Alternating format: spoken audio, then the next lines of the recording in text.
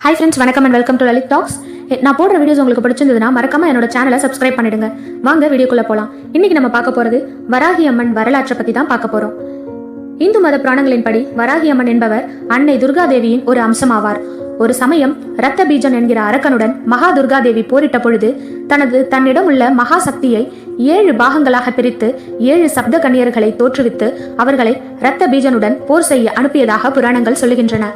அதே போன்று திருமால் வராக அவதாரம் எடுத்த பொழுது அவரின் துணை அவதார சக்தியாக லக்ஷ்மி தாயார் எடுத்த படிவம்தான் வராகி அம்மன் வடிவம் எனவும் கூறப்படுகிறது.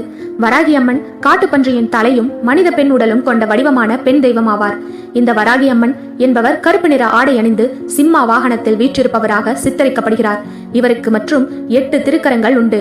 அவற்றில் ஒரு கரத்தில் ஏற்கலப்பை, ஒரு கையில் சூலம், ஒரு கையில் ஸ்ரீ சக்கரம், ஒரு கையில் கதாயுதம், ஒரு கையில் சங்கு, ஒரு கையில் அங்குசம், மற்ற 2 கரங்களிலும் அபய மற்றும் வரத முத்திரைகளுடன் திகழ்கிறார்.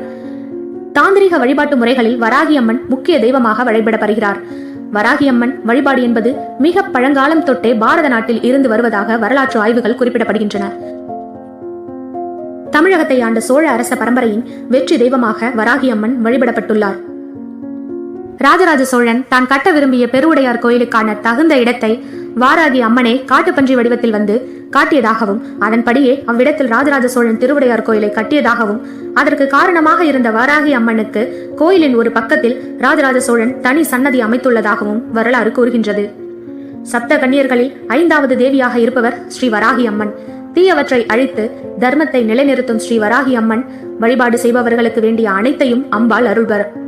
அப்படிப்பட்ட வராகி அம்மனின் அருளை பெற்றுத்தரும் ஒரு சக்தி வாய்ந்த மந்திரத்தை இங்கு நாம் தெரிந்து கொள்ளலாம். ஓம் வாம் வாராகி நம, ஓம் ரூம் ஜாம் வாராகி கன்யகாயை நம எனும் வராகி அம்மனுக்குரிய இந்த மந்திரத்தை தினந்தோறும் காலை மற்றும் மாலை வேளைகளில் தீபமேற்றி 108 முறை துதித்து வருபவர்களுக்கு முயற்சிகளில் வெற்றி கிடைக்கும். வறுமை ஒழியும், காரிய தடைகள் விலகும், எதிர்ப்புகள் நீங்கும், எதிர்மறை ஆற்றல்களின் தாக்கத்திலிருந்து நம்மை காக்கும் கவசமாக இந்த மந்திரம் செயல்படும். ஒரு சிலருக்கு அவர்கள் உறங்குகின்ற பொழுது வராகி அம்மன் கனவில் தோன்றி இருப்பார்கள். இப்படி வராகி அம்மனை கனவில் காண்பதால் கனவு காணும் நபருக்கு வாழ்க்கையில் தீர்க்க முடியாத பல கஷ்டங்கள் இருப்பதாகவும் அந்த கஷ்டங்கள் அனைத்தும் மிக விரைவிலேயே தீரப்போகிறது என்பதையும் அந்த கனவு குறிக்கிறதாக ஆன்மீக பெரியோர்களால் கூறப்படுகிறது.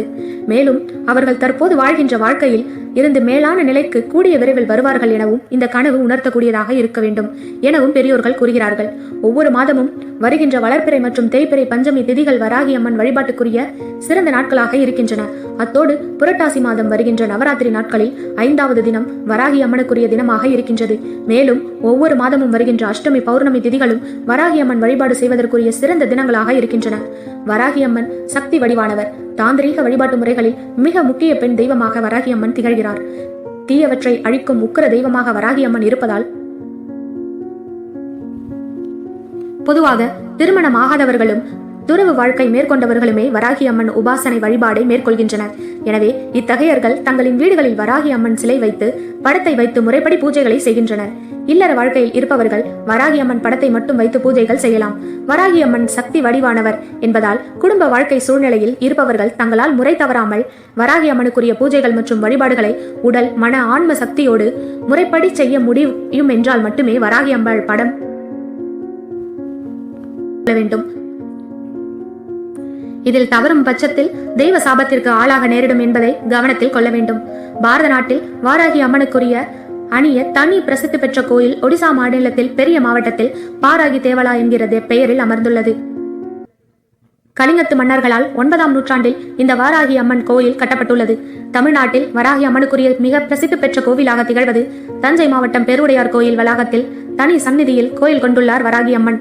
வராகி அம்மனின் இந்த தனி சன்னதி தஞ்சையை ஆண்ட ராஜராஜ சோழ மன்னனார் கட்டப்பட்டது.